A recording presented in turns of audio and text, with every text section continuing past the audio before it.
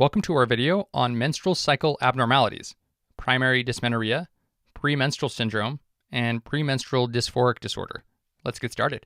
Here's an overview of the topics that we'll be covering. Let's start with primary dysmenorrhea. Primary dysmenorrhea is caused by excessive prostaglandin production that increases uterine contractions during a menstrual period. Prostaglandins commonly implicated in the pathophysiology of primary dysmenorrhea are prostaglandin E2 and prostaglandin F2A. Risk factors for primary dysmenorrhea include age under 30 and a BMI less than 20. Additionally, menarche at less than 12 years of age, so early menarche, and tobacco use are also known to increase the risk for this condition. Finally, heavy menstrual periods, previously known as menorrhagia, or even a history of sexual abuse, can predispose women to primary dysmenorrhea. Now let's move on to the clinical features. Primary dysmenorrhea is characterized by pain during the first 2 to 3 days of menses. It can also be accompanied by nausea, vomiting, and possible diarrhea. And it's very high yield to know that primary dysmenorrhea is a diagnosis of exclusion. In other words, the woman should have a normal pelvic exam with exclusion of causes of secondary dysmenorrhea, like endometriosis and adenomyosis and others. So only when you've ruled other things out can you say that this patient has primary dysmenorrhea. And management of primary dysmenorrhea involves exercise and heat application as the first-line intervention. And the patient can take either NSAIDs or oral contraceptive pills based on her preference.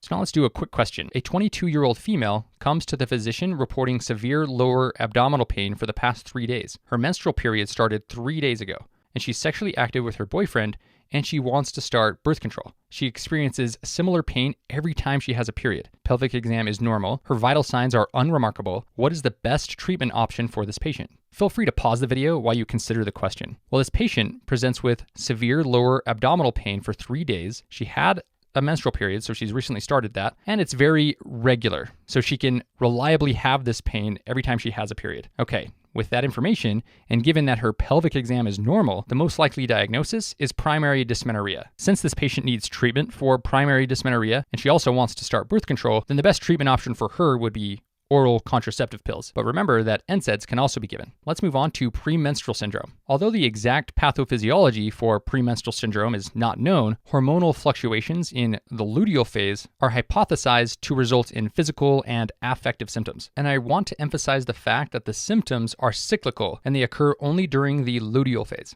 Moving on, let's talk about the clinical features of PMS. The physical symptoms include fatigue, bloating, hot flashes, a headache, breast tenderness. On the other hand, affective symptoms include irritability and mood swings.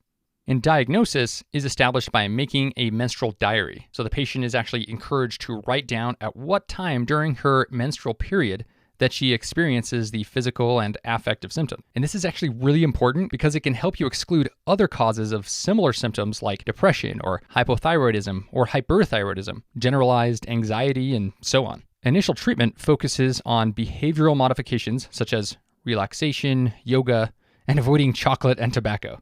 But in severe cases, you're going to want to treat those with SSRIs. Let's now talk about premenstrual dysphoric disorder. As you will see in the next slides, premenstrual dysphoric disorder and PMS are very similar, but there are a few very important differences, and they're subtle. So I'm going to draw your attention to those. Hopefully you can appreciate that the pathophysiology and the physical symptoms of premenstrual dysphoric disorder are exactly the same as those for PMS. The difference between these two isn't those physical symptoms, it's really those affective symptoms. Premenstrual dysphoric disorder is characterized by not only irritability and mood swings, which you would expect with PMS, but it also comes with anxiety and a decreased interest in previously enjoyable activities. Similar to premenstrual syndrome, diagnosis of premenstrual dysphoric disorder is really established by making the menstrual diary. And that's helpful when you're trying to determine which disorder this is, because either way, you're going to ask them to make a menstrual diary and then try to decide what's going on after that. And treatment includes SSRIs. It's worth noting that unlike premenstrual syndrome, behavioral modifications are not likely to be effective in this premenstrual dysphoric disorder. So you go straight for those SSRIs. Now let's wrap up with a question. A 29-year-old woman comes to the physician reporting depressed mood for the last 4 days. She has regular menstrual cycles of 28 days duration, and her last period was 18 days ago. She also complains of fatigue, bloating, and breast tenderness.